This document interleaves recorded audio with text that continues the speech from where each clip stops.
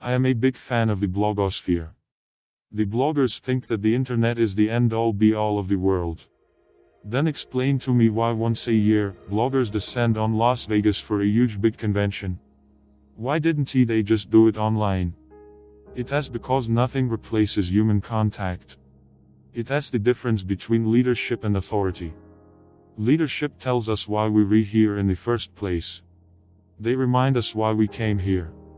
Authority tells us what to do or tells us what goal to achieve. In the 1960s, Stanley Milgram did an experiment that we consider now quite unethical, but the results were remarkable. He invited two people to come to his laboratory. Someone who played the role of a teacher, a volunteer, and someone who played the role of a student who was actually a scientist pretending to be a volunteer. They told the teacher to sit in front of a counter that had a button and a dial. And they said that they were going to ask some questions of the student, and if the student answers the wrong question, or refuses to answer, the teacher was to press the button and administer an electric shock. And after each shock they were to turn up the dial one notch.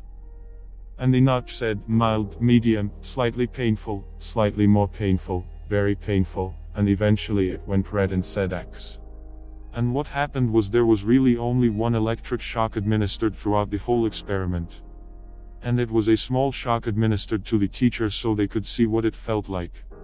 And so the experiment would progress and the questions would be asked and the teacher would press the button and the scientist, pretending to be the student, would pretend to get an electric shock. What ended up happening was that when the student could see and hear, when the teacher could see and hear the student, they would scream. He couldn't go very far before he quit. He said, I can't do this anymore. I am hurting the guy, and he would quit the experiment. When he could see him but not hear him, he could go further but still not very far before he quit. And the authority figure would stand over him every time he would say, but I am hurting the guy. The authority figure would say, it is imperative that the experiment goes on. And they would say over and over and over in their head, the experiment must go on. They said it out loud, the experiment must go on.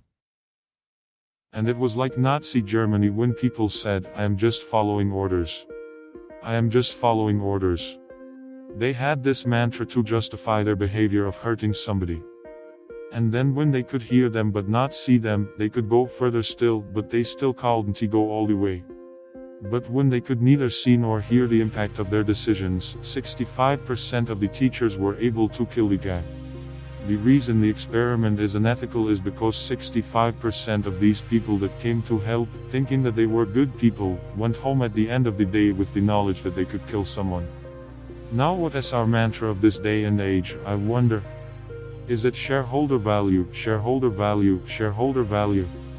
What is our mantra that we're reusing to justify the decisions we're remaking of people that we cannot see and that we cannot hear?